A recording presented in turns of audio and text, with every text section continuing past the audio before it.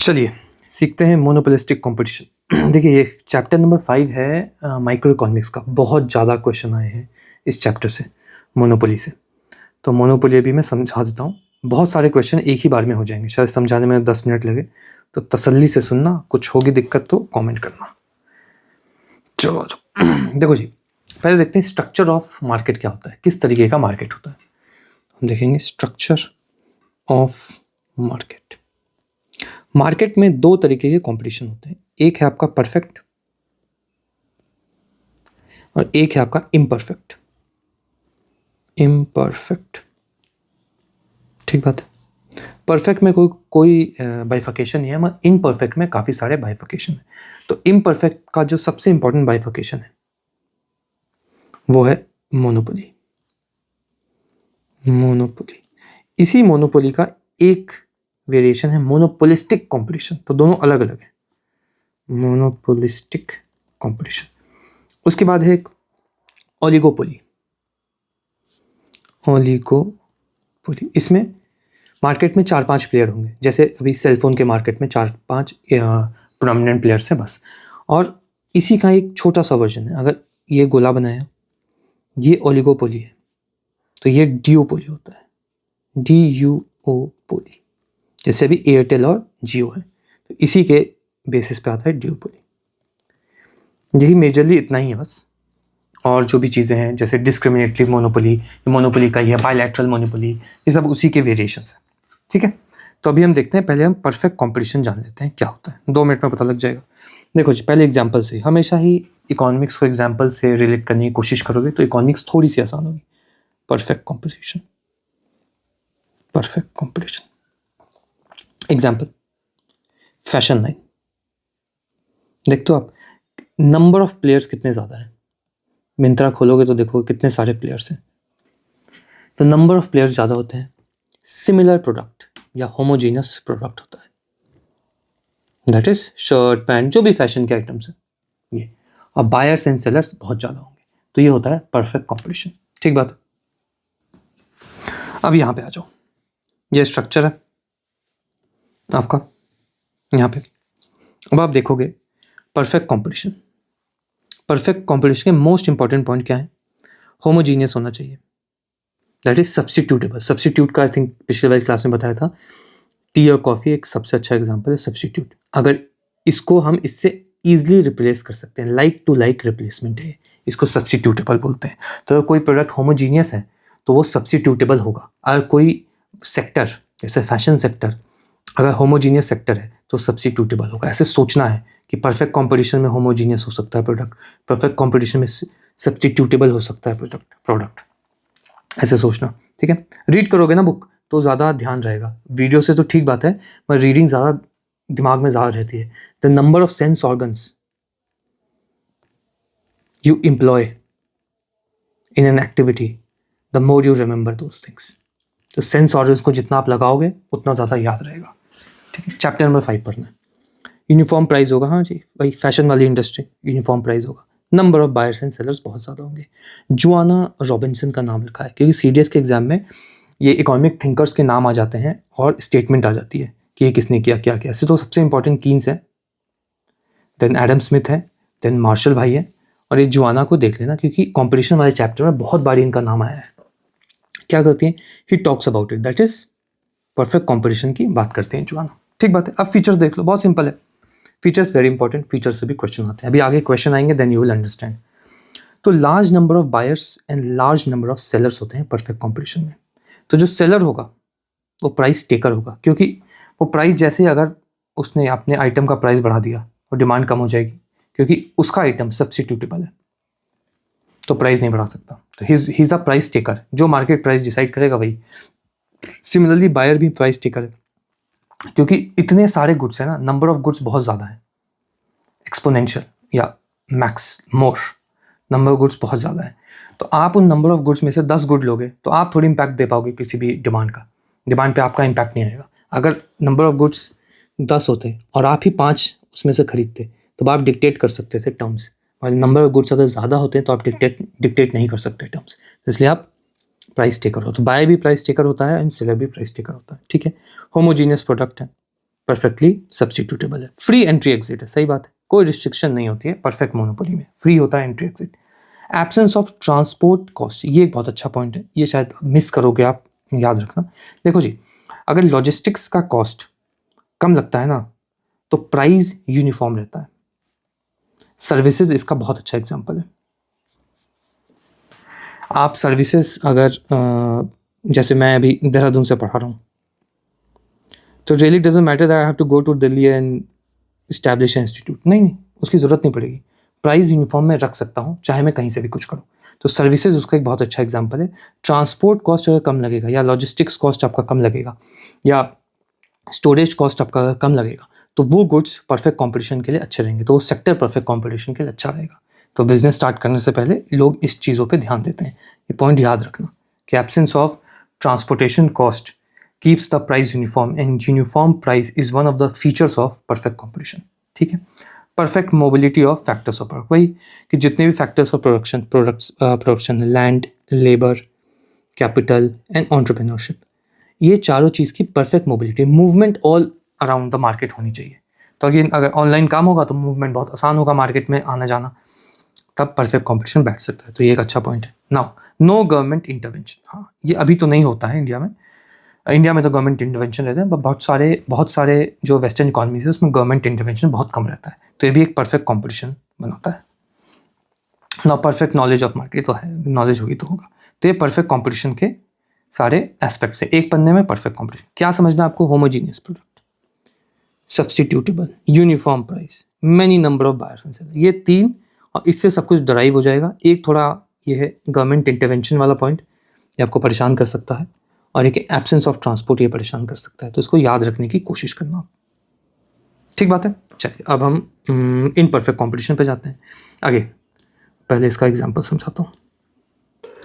अब देखो imperfect competition में क्या होता है कि let just imagine Android ecosystem and iOS ecosystem. Sector एक ही है, इलेक्ट्रॉनिक्स या मोबाइल इलेक्ट्रॉनिक्स, मगर ये जो एंड्रॉयड का प्रोडक्ट है ये बहुत ही डिफरेंट होगा iOS के प्रोडक्ट से। कॉमोडिटी एक्स एंड कॉमोडिटी ए, ये सेम बट डिफरेंट। ये बहुत ही कम बारी ऐसा होगा कि कोई iOS चलाने वाला एंड्रॉयड में शिफ्ट हो जाएगा क्योंकि iOS का प्राइस बढ़ गया, सब्स्टिट्यूट नहीं हो पाता, या कोई एंड्रॉयड चलाने वाला iOS में चला जाएगा क्योंकि एंड्रॉयड का प्राइस इंक्रीज हो गया, ऐसा नहीं होगा। Dissimilar products, heterogeneous. तो इम्परफेक्ट कॉम्पिटिशन में हेट्रोजीनियस होते हैं product, heterogeneous that is dissimilar product, similar, ठीक है। सेम सेक्टर में भी डिसिमिलर हो सकते हैं। अगर यहाँ एप्पल्स एंड ऑरेंजेस का एग्जांपल लेता तो ये डिसिमिलर प्रोडक्ट नहीं है। अगर एप्पल्स का रेट बहुत हो गया तो आप रिप्लेस कर सकते हो इसको इससे, ठीक है। अगर यहाँ स्टील या सीमेंट का अगर मैं एग्जांपल देता तो अगेन ये भी डिसिमिलर नहीं है, डिसिमिलर है बट रिप्लेसमेंट और ये सब चीज़ें नहीं हो पाती यहाँ पे, तो इसलिए मैंने ये वाला एग्जांपल दिया, तो ये अच्छे से समझ में आएगा। स्टील और सीमेंट को भी आप उस तरीके से देख सकते हो कि ये इम्परफेक्ट कॉम्पिटिशन बनाएंगे अगर एक दूसरे से कम्पीट कर रहे हैं तब, और यहाँ पे कॉम्पिटिशन बहुत अच्छा दिखेगा आपको एंड्रॉयड एंड iOS में, ठीक है। जी आगे बढ़ते हैं। अब इसमें जो इम्परफेक्ट कंपटीशन है उसमें जो है आपके मैनी सेलर्स रहेंगे। इम्परफेक्ट कंपटीशन के वेरिएशन बहुत सारे हैं, तो हम वहाँ आते हैं अभी। तो इम्परफेक्ट कंपटीशन, हेट्रोजीनियस या डिसिमिलर गुड्स, मैनी सेलर्स, जुआन, रॉबिन्सन, ई चेम्बरलेन, AC, पिग्वा, ये तीन नाम कंपटीशन से रिलेटेड है। अब देखो monopoly is one of the variation of imperfect competition. इसमें एक प्रोडक्ट होता है, वन प्रोडक्ट होगा। तो अभी अगर आप मोनोपोली देखें तो Tesla is a monopoly. EVs में एक प्रोडक्ट है, कोई इसका सब्स्टिट्यूट नहीं है, यूनिक भी है वो प्रोडक्ट। एंट्री एग्जिट बहुत स्ट्रिक्ट है क्योंकि आपको ईवी को बनाने के लिए बहुत ज़्यादा कैपिटल चाहिए होगा, तो इतना आसान नहीं है एंट्री करना, और आपने अगर इतना ज़्यादा इन्वेस्ट कर दिया तो एग्जिट करना भी बहुत मुश्किल है। अब ये प्राइस मेकर भी है, देख रहे हो, अपना वो टेस्ला का ट्रक किसी भी प्राइस पे भेज देता है वो, और अब नॉर्मल प्रॉफिट होता है शॉर्ट रन में। स्टार्टिंग में अभी टेस्ला को अब नॉर्मल प्रॉफिट हो रहा है, पर बाद में ऐसा नहीं होगा, ठीक है। इससे एक और एग्जांपल है एप्पल। जब स्टार्टिंग में एप्पल था तो एप्पल को अब नॉर्मल प्रॉफिट होता था, वो प्राइस मेकर था, एंट्री एग्जिट बहुत मुश्किल थी, iOS में तो जा ही नहीं सकते, यूनिक था, कोई सब्स्टिट्यूट नहीं था और सिंगल एक ही प्रोडक्ट था एप्पल, जो iOS का एक ही प्रोडक्ट था एप्पल और उसका कोई कंपटीशन नहीं था। मगर अब शायद ये वाली चीज़ चेंज हो गई है, अब नॉर्मल प्रॉफिट नहीं है, बहुत सारे प्लेयर्स घुस गए। Tesla is a good example of it. तो मोनोपोली जैसे सोचोगे सीधा टेस्ला सोचना और उससे सब कुछ आपको ध्यान आ जाएगा वहाँ पे एग्जाम में। इतने सारे पॉइंट्स याद नहीं रहते, ये सब लॉजिक है, ठीक है। अब सोर्सेज ऑफ मोनोपोली क्या है, बहुत सिंपल है। नेचुरल मोनोपोली भी हो सकता है, नेचुरल रॉ मटेरियल की वजह से, जैसे हम ना मोरक्को से बहुत ज़्यादा फॉस्फेट मंगाते हैं, 80% of India's phosphate is from Morocco, phosphate जो फर्टिलाइजर में NPK जाता है, तो उनकी मोनोपोली है, नेचुरल मोनोपोली। देख रहे हो, ऐसी सऊदी से या जो भी ऑयल मेकिंग कंपनी कंट्रीज़ हैं मिडिल ईस्ट की, उनके पास मोनोपोली है, वो किसी भी प्राइस पे बेच सकते हैं क्योंकि उनके अलावा उस अमाउंट में कहीं भी नहीं मिलता इतना ऑयल, ठीक है।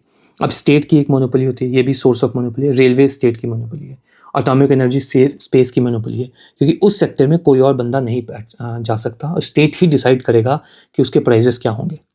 अब लीगल मोनोपोली भी होती है, IPR, अगर आपके पास कोई भी पेटेंट है तो कोई और प्रोड्यूस नहीं कर सकता, आप ही करोगे, तो हो गई आपकी लीगल मोनोपोली, ठीक है। ये सोर्सेज हैं, ये ना सीधा सीधा आएगा, ये ऐसा आएगा एग्जाम में, एग्जाम्पल दे देंगे कि IPR is what kind of monopoly, तो वहाँ आप कंफ्यूज होगा, railways is what kind of monopoly, बस इतना आपको पता होना चाहिए, एक दो लाइन भी पता होगी तो वहाँ हिल जाएगा क्वेश्चन, बहुत ज़्यादा डिफिकल्ट नहीं आता, क्योंकि माइक्रो से सब लोग डरते हैं इसलिए वो दिक्कत है। अगर आप डरोगे नहीं माइक्रो से तो माइक्रो सही चलती है। देखो जैसा अगर मैं मोनोपोली, अच्छा अरे कहाँ क्यों नहीं आ रहा है, आ गया, तो देख रहा चैप्टर नंबर 5, चैप्टर नंबर 9 हो गया, ये कौन सा है, ये है 5, तो ये पूरा चैप्टर है मोनोपोली का, यहाँ पे सब लिखा भाई, रीड करना है, लीगल मोनोपोली, नेचुरल मोनोपोली, ये सब रीड कर लेना आप, अभी बस समझा रहा हूँ मैं। हाँ आ जाओ। अब प्राइस डिस्क्रिमिनेशन होता है मोनोपोली में, तो ये इसके भी क्वेश्चन आ चुके हैं, तो कैसे कैसे प्राइस डिस्क्रिमिनेशन होता है ये मैं बता देता हूँ। तो देखो जी, जैसे आप टिकट खरीदने जाते हो ना, ट्रेन की टिकट, तो सीनियर सिटीजन्स को कंसेशन मिलता है, तो ये एक प्राइस डिस्क्रिमिनेशन है।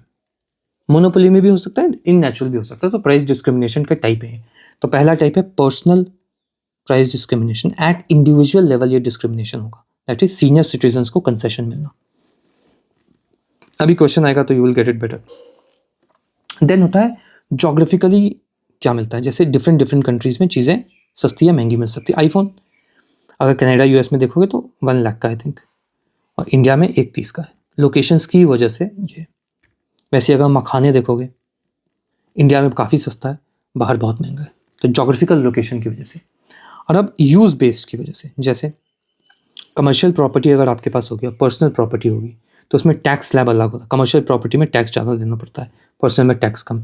बिजली का बिल कमर्शियल प्रॉपर्टी में चार्जेस अलग होते हैं, एंड जो आपकी पर्सनल प्रॉपर्टी है उसमें अलग होते हैं। तो यूज़ बेस की भी एक ये डिस्क्रिमिनेशन है। तो डिस्क्रिमिनेशन के 3 टाइप हमने देख लिए, personal, geographical and use base. इसमें train ticket, toys, books prices different होंगे डिफरेंट कंट्रीज़ में, लिख देता हूँ countries in different, took boys price in different is different in different country,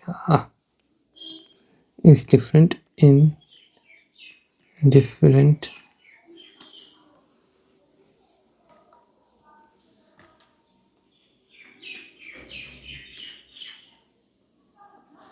in different countries, ठीक है। और यूज बेस पे आपका इलेक्ट्रिसिटी बिल डिफरेंट होगा। अब ये प्राइस डिस्क्रिमिनेशन की डिग्री भी अलग अलग होती है, तो इसको भी देख लेते हैं हम, डिग्री क्या होती है। तो देखो इससे आप सीखोगे कि जब आप बार्गेनिंग करने जाओ किसी भी दुकान में, तो कैसे अपने आप को दिखाना है, अपने आप को गरीब दिखाना, गरीब कि नहीं है सर पैसे, तो डिस्काउंट ज़्यादा मिलेगा आपको। अमीर दिखाओगे तो ले लेगा वो पैसे। तो यही है फर्स्ट डिग्री, जिसमें आपके पास जितना अमाउंट है ना, और सामने वाले सेलर को आपको लगा, इफ ही थिंक्स दैट आपके पास अमाउंट है पे करने को, he will quote a maximum price, आपका सरप्लस लूज हो जाएगा। इकोनॉमिक्स अगर आएगी ना तो मैच्योरिटी आ जाती है जीवन में, तो इकोनॉमिक्स को ध्यान से अगर आप सोच के अप्लाई करोगे, तो फर्स्ट डिग्री ऑफ डिस्क्रिमिनेशन है कि the consumer surplus is wiped out because he pays the maximum price possible according to him, तो वही कोट किया जाता है। इसलिए हमने आपको ज़्यादा अमीर मत दिखाना। ऐसे भी स्टूडेंट हो अमीर तो हो गए भी नहीं ज़्यादा। तो सेकेंड डिग्री ऑफ डिस्क्रिमिनेशन, अब देखो सेकेंड डिग्री ऑफ डिस्क्रिमिनेशन में क्या है, ग्रुपिंग ऑफ प्रोडक्ट्स। तो देखो जी, थिएटर में जब आप सीट लेने जाते हो ना, तो डिफरेंट डिफरेंट सीट्स की डिफरेंट डिफरेंट प्राइस होती है। उसमें आपका पूरा सरप्लस वाइप आउट नहीं होता, क्योंकि you can choose which kind of seats you can, मतलब यू विश टू बाय। तो ये second degree of discrimination, where discrimination is there but the products are grouped, तो ग्रुपिंग या ग्रुप्ड प्रोडक्ट्स, ठीक है। अब थर्ड डिग्री ऑफ डिस्क्रिमिनेशन, जैसे personal discrimination था ना, वैसे ही होता है थर्ड डिग्री ऑफ डिस्क्रिमिनेशन। उसमें क्या होता है, ग्रुपिंग बाय कस्टमर्स या कंज्यूमर्स। तो सीनियर सिटीजन्स को ज़्यादा कंसेशन मिल गया, स्टूडेंट्स को आप अगर कोई भी लैपटॉप ये खरीदोगे तो कॉलेज डिस्काउंट ये सब मिल जाता है, तो ये सब डिस्क्रिमिनेशन है। बस इतना समझना ना, वहाँ पे क्वेश्चन आएगा इस तरीके का, first degree of discrimination means, या फिर एग्जाम्पल देंगे, एग्जाम्पल ये देते हैं कि theatre seat prices are different in are different, which kind of discrimination it is, first second third ऐसे करके देंगे, क्योंकि ऐसे क्वेश्चन पहले आ चुके हैं। तो इस तरीके के आपको याद रखनी चाहिए। फर्स्ट डिग्री यू पे, सेकेंड पॉज करके इसको रीड कर लेना, इंग्लिश है, टाइम वेस्ट होगा नहीं तो। थर्ड डिग्री, ठीक है। तो ये हो गया आपका मोनोपोली की सारी कहानी। ये सब मोनोपोली में चल रहा था, क्या होता है फीचर मोनोपोली का, देन उसके बाद सोर्सेज क्या है मोनोपोली के, देन प्राइस डिस्क्रिमिनेशन, दो टाइप का, एक प्राइस डिस्क्रिमिनेशन टाइप और एक प्राइस डिस्क्रिमिनेशन डिग्री, ठीक है। अब आते हैं मोनोपोलिस्टिक कंपटीशन पे। देखो जी, मोनोपोलिस्टिक कंपटीशन क्या होता है। इसमें सबसे परफेक्ट बैठेगा आपका एंड्रॉयड एंड iOS, इसमें बहुत अच्छा बैठता है मोनोपोलिस्टिक कंपटीशन, डिसिमिलर प्रोडक्ट्स। तो इसमें बायर्स एंड सेलर्स बहुत सारे होंगे, हैं भाई, बायर्स भी काफ़ी हैं, सेलर्स भी काफ़ी हैं, मोबाइल फ़ोन्स के, ठीक बात है। प्राइस मेकर्स होते हैं, एंड्रॉयड का चैम्पियन है आपका सैमसंग, प्राइस मेकर है, जो उस प्राइस पे बेचना चाहे बेच सकता है। जबकि इकोसिस्टम जो एंड्रॉयड का है ना, इकोसिस्टम नहीं, सॉफ्टवेयर इंटरफेस, एंड्रॉयड का इंटरफेस अच्छा नहीं है, iOS का इंटरफेस काफ़ी अच्छा प्रोफेशनल है। किसी को प्रोफेशनल काम करना है तो ये लेना, किसी को पर्सनल काम के लिए चाहिए तो ये लेना, चीपर होगा। तो despite the fact that Android interface is not as good as iOS, still Samsung sells its phones at par with iOS। तो ये प्राइस मेकर होते हैं मोनोपोलिस्टिक कॉम्पिटिशन में, ठीक बात है। दे उसके बाद differentiated product, again Android and iOS differentiated product होगा, फ्री एंट्री एग्जिट, कोई भी आना चाहे आ सकता है, ऐसी कोई प्रॉब्लम नहीं है। इसमें होता है नॉन प्राइस कंपटीशन मोनोपोलिस्टिक, क्योंकि दोनों प्रोडक्ट थोड़े से डिफरेंट है एक दूसरे से, डिसिमिलर प्रोडक्ट है, तो नॉन प्राइस कंपटीशन होगा। अब उसमें क्या है, एडवर्टीजमेंट, एड्स। तो आप अगर देखो बहुत ही इनोवेटिव ऐड बनाए जाते हैं, सैमसंग मजाक उड़ाता है iOS का, iOS सैमसंग का, इस तरीके से होता है काम। और इंडिपेंडेंट प्राइस पॉलिसी, प्राइस अपने हिसाब से रख लेते हैं, इसलिए एक्सपोनेंशियली हाई प्राइस कर देता है iOS। आप उनके गेयर्स देखोगे, हेडफोन देखोगे, $700, बहुत ही ज़्यादा है ये तो प्राइस, और उतना वर्थ भी नहीं है वो। पर इंडिपेंडेंट प्राइस पॉलिसी आप खेल सकते हो, ये कहानी है, ठीक है। तो आ जाओ मोनोपोलिस्टिक कंपटीशन, देखो फीचर्स, बायर्स एंड सेलर्स, सीधा दिमाग में घुसना चाहिए, iOS एंड एंड्रॉयड, और सब कुछ यहीं फिट बैठेगा, बायर्स एंड सेलर्स में नहीं है, सही बात है। प्राइस मेकर है, वो खुद ही अपने हिसाब से कर सकते हैं, डिफरेंशिएटेड प्रोडक्ट है, फ्री एंट्री एग्जिट है मार्केट में, नॉन प्राइस कॉम्पिटिशन है, that is advertisement, and independent price policy, ठीक बात है।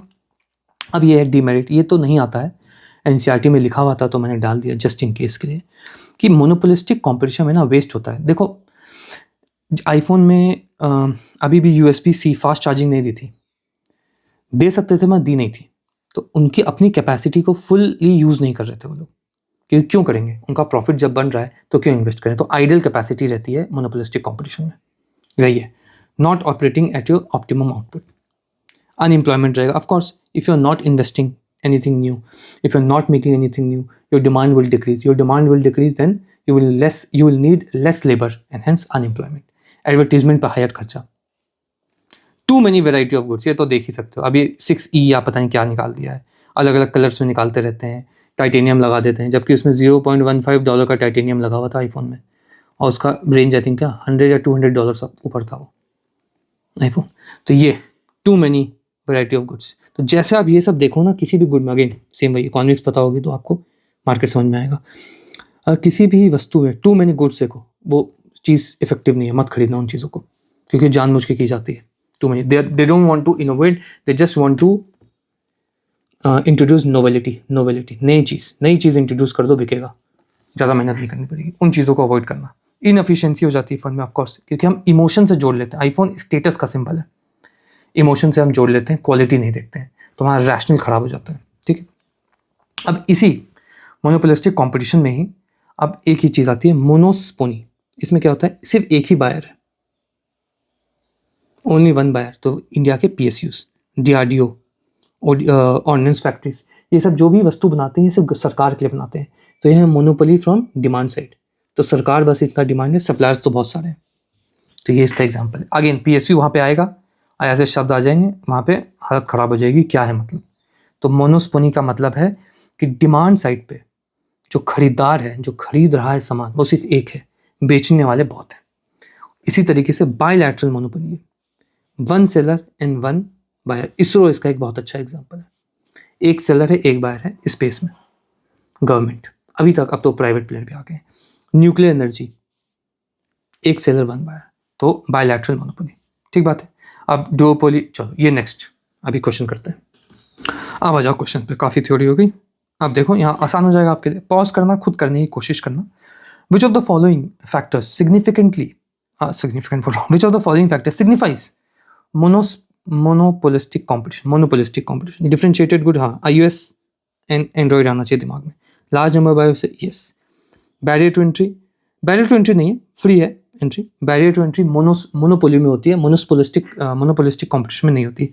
मोनोपोलिस्टिक कॉम्पिटिशन, तभी तो कॉम्पिटिशन होगा। अगर आप एंट्री बैरियर डाल दोगे तो फिर कॉम्पिटिशन कैसे होगा। होमोजीनियस प्रोडक्ट नहीं, होमोजीनियस प्रोडक्ट भी नहीं, होमोजीनियस प्लस प्रोडक्ट किस में होता है, परफेक्ट कॉम्पिटिशन में। इसलिए परफेक्ट कॉम्पिटिशन पढ़ाया, नहीं तो ये नहीं होता क्वेश्चन। ठीक है, तो इसका 1-2 होना चाहिए, हाँ 1-2 है। ठीक है, आगे। Which one of the following may lead to movement along the demand curve of a commodity. देखो जी, अभी आपको मैंने बताया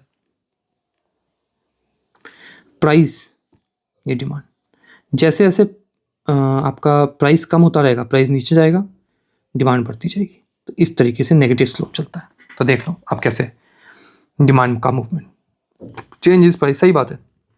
change is price of other commodity, other commodity का क्या मतलब हुआ, substitute goods and complementary goods. ऐसे ही करना पड़ेगा आपको, हर एक ऑप्शन को धीरे धीरे खोलना पड़ेगा, तब आपकी अंडरस्टैंडिंग बेटर होगी। सिर्फ रीडिंग करके, नोट्स याद करके वहाँ क्वेश्चन नहीं हिलेंगे आपसे। तो हाँ, चेंज इन प्राइसेस है, सही बात है। Change in price of other commodity हो सकता है इससे डिमांड, मगर ये इनडायरेक्ट है। Change in income of consumer, हाँ जी ये भी हो सकता है, change in taste of consumer, ये भी हो सकता है। मगर आंसर इसका बड़ा जो सबसे मेजर इम्पैक्ट है वो है प्राइस, क्योंकि डिमांड प्राइस पे ही इम्पैक्ट करता है। ये सारे फीचर्स ऑफ आपके वो हैं, क्या बोलते हैं, डिमांड। ये डिमांड, लॉ ऑफ डिमांड है, चैप्टर नंबर 2, उसमें पढ़ा दूंगा मैं। अभी आएगा आगे, जब उस चैप्टर के ज़्यादा क्वेश्चन आएंगे तो एक चैप्टर वहीं से उठा दूंगा, माइक्रो का चैप्टर नंबर 2। चलो आ जाओ next. Which one of the following is true of pure voluntary exchange between two parties A and B. A can exploit B and vice versa. Pure voluntary. Both gain if it is a win-win situation. ठीक है. If A makes profit, it must be at the cost of B. नहीं. Both make loss. नहीं, दोनों के लिए win-win होना चाहिए, तभी तो हो पाएगा वॉलेंटरी एक्सचेंज। नहीं तो कोई एक्सचेंज क्यों करेगा, अगर एक दूसरे दोनों का ही नेगेटिव होगा तो ऐसा नहीं हो पाएगा ना। ये तो सिर्फ आतंकवादी करते हैं, नॉर्मल इकोनॉमिक्स में ऐसे नहीं होती चीज़ें। Now next, 12th. Which one of the following is the opportunity cost of the chosen activity? Opportunity cost का आपको मतलब पता होना चाहिए। चलिए जी, वो समझाते हैं आपको। ठीक है, ऐसे समझो opportunity cost. Again example very important. Example नहीं समझ में आया कमेंट करना, एग्जाम्पल फिर से दे दिया जाएगा।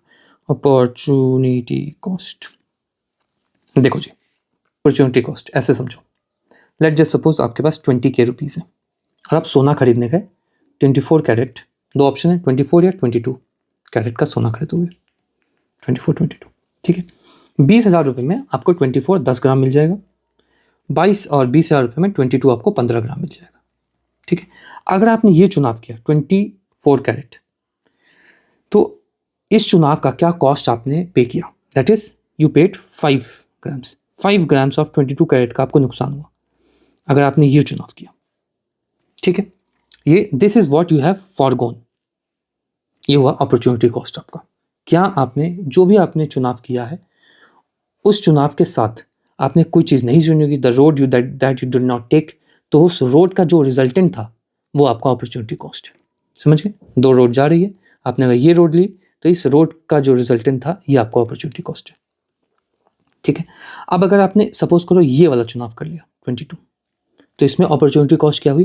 24 कैरेट ज़्यादा महंगा होता है, तो इसको अगर आप सेल करते पैसा आपको ज़्यादा मिलता, यहाँ क्वांटिटी ज़्यादा मिल रही है आपको, तो व्हाट यू फॉरगॉन? 24 कैरेट्स के रिटर्न्स, जो भी रिटर्न्स है उसके। ठीक है, तो ये होती है अपॉर्चुनिटी कॉस्ट। बहुत ही सिंपल कहानी है। अब देखो एग्जैक्ट लाइन देखो ना, ये कहाँ से पूछी गई है, कहाँ है क्वेश्चन, कहाँ गया वो? देख रहे हो, इसमें आउट ऑफ पॉकेट लिखा हुआ है, out of pocket, value of all opportunity foregone, value of next best alternative that is given up. अब देखो ये कहाँ से लाइन है, एग्जैक्ट लाइन उठाई हुई है, इसलिए बहुत ही ज़्यादा इंपॉर्टेंट है ये सब पढ़ना आपको। देखो opportunity cost, it refers to the cost of next best alternative in use, exactly वहीं से लाइन है। Next best alternative foregone, alternative cost भी बोलते हैं अपॉर्चुनिटी कॉस्ट को, एंड ट्रांसफर कॉस्ट भी। आजकल यूपीएससी अदर नेम अवश्य पूछ रहा है, तो इस पर ध्यान रखना कि अदर नेम इज इंपॉर्टेंट, क्योंकि अपॉर्चुनिटी कॉस्ट नहीं डालेगा नेक्स्ट टाइम, वो नेक्स्ट टाइम ये डाल देगा ट्रांसफर कॉस्ट या ऑल्टरनेटिव कॉस्ट का क्या मतलब। अब देखो ये सारी चीज़ें ना, ये नहीं है कि हर समय आपको चैप्टर में से कुछ चीज़ें मिस, अगर आपको लगे कि ये चीज़ें मिस हो रही है मेरे से, तो ऐसा नहीं होगा। अगर आपने क्वेश्चन किए हैं पीछे से उठा के, तो ये चीज़ें मिस नहीं होंगी आपकी। देखो यहाँ पे भी होगा, define opportunity cost and provide some exam, ये कर लोगे तो हो जाएगा। ऐसे इसमें भी आएगा, 12th वाली एनसीईआरटीज़ में भी होगा, ये सर्च नहीं कर रहा अभी ढंग से, उसमें भी ये है अपॉर्चुनिटी कॉस्ट। कर ले, नहीं किया, चलो अच्छा। देखो जी, which of the following is the opportunity cost of the chosen activity? Out of pocket cost नहीं जी, ये अपॉर्चुनिटी कॉस्ट नहीं है। Opportunity forgone, the choice that you took and the choice you did not took, the choice you gave up for the choice you took. Again वही कहानी, ये आपने चुनाव किया, ये आपने गिव अप कर दिया, तो इससे जो भी आपको फायदा होना था, प्रॉफिट, ये आपकी अपॉर्चुनिटी कॉस्ट है। तो अब डिपेंड करता है, इससे आपका ज़्यादा, इससे अगर 10 रुपये का फायदा हो रहा था तो आपके इस चुनाव से 15 का होना चाहिए, तब जाके आप संतुष्ट रहोगे, नहीं तो आपकी अपॉर्चुनिटी कॉस्ट में आपका लॉस है। ठीक है, तो अपॉर्चुनिटी फॉरगॉन ऐसे याद रखना, चॉइस का क्या कॉस्ट है वो अपॉर्चुनिटी कॉस्ट है। Out of pocket cost plus cost incurred by government नहीं। Value of all opportunity forgone, all opportunity forgone नहीं है, सिर्फ वही दो में से एक चुनाव का। Value of next best alternative that is given up, ये होता है अपॉर्चुनिटी कॉस्ट, एग्जैक्ट लाइन यही है। ठीक बात है, देखो सर्च किया तो आ जाएगा, नहीं किया इसने अपॉर्चुनिटी कॉस्ट सर्च।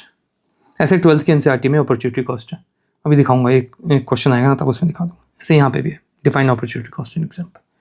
ठीक है, चलिए नेक्स्ट, फिर से आ गया सेम क्वेश्चन, ये तो आसान होगा, पॉज करना इसको करना। A market in which there are large number of firms, homogeneous product, infinite elasticity, demand for an individual firm and no control over price by firm, perfect competition। सीधा सीधा homogeneous product है, infinite elasticity समझा दूंगा अभी, इसको भी रहें तो, सेकंड चैप्टर है माइक्रो का। फर्म इंडिविजुअल फर्म है जिसका कोई कंट्रोल नहीं है, प्राइस मेकर नहीं है वो, प्राइस टेकर है वो, जबकि मोनोपोलिस्टिक कंपटीशन में आप प्राइस मेकर होते हो और आपका मोनोपोली में भी आप प्राइस मेकर होते हो। इलास्टिसिटी कुछ नहीं होती है, ऐसे प्राइस चेंज से डिमांड में क्या फ़र्क पड़ेगा उसको हम इलास्टिसिटी बोलते हैं। Elasticity is responsiveness on demand of price, तो रिस्पॉन्सिवनेस ऑफ डिमांड या responsiveness of price is known as elasticity, as simple as that, इतना ही होता है। प्राइस के बदलाव से डिमांड में क्या होगा, प्राइस ऊपर जाएगा तो डिमांड नीचे जा सकता है, ये तो नेचुरली होता ही है। कुछ कुछ प्रोडक्ट में प्राइस जब ऊपर जाता है डिमांड ऊपर भी जाता है, लग्जरियस गुड में ऐसा होता है। तो ये आएगा जब आएगा तो बताया जाएगा। चलो लास्ट क्वेश्चन, ये इतना ही है ना, हाँ ये लास्ट है। सपोज एन एग्रीकल्चर लेबर, ठीक है, earns 400 per day in a village, okay, she gets a job to work as a babysitter in a nearby town at 700 per day. She chose to work as an agricultural labor. Which one of the following is the opportunity cost of the labor? भाई जो चुनाव किया उसका क्या price पे किया, तो 300 रुपये प्राइस पे किया होगा। ठीक बात है, चलिए जी। अब यही सेम कहानी, CDS एंड CAPF के बैचेस ऑन है, उसमें माइक्रो के 2 चैप्टर्स हो चुके हैं, तो अगर आप ज्वाइन कर लोगे तो अच्छा रहेगा। मैं फटाफट और चैप्टर्स आपके करवा दूंगा, ये भी बैकलॉग भी करवा दूंगा। एंड यूपीएससी के बैचेस ऑन हो चुके हैं, शाम के बैचेस हैं, और इसमें आई थिंक 6 to 8 वीक्स में मैं कंप्लीट यूपीएससी की इकोनॉमिक्स ख़त्म करवा दूंगा विथ पीवाईक्यूज। पीवाईक्यूज से ही करवाता हूँ मैं, और कुछ भी नहीं करवाता हूँ।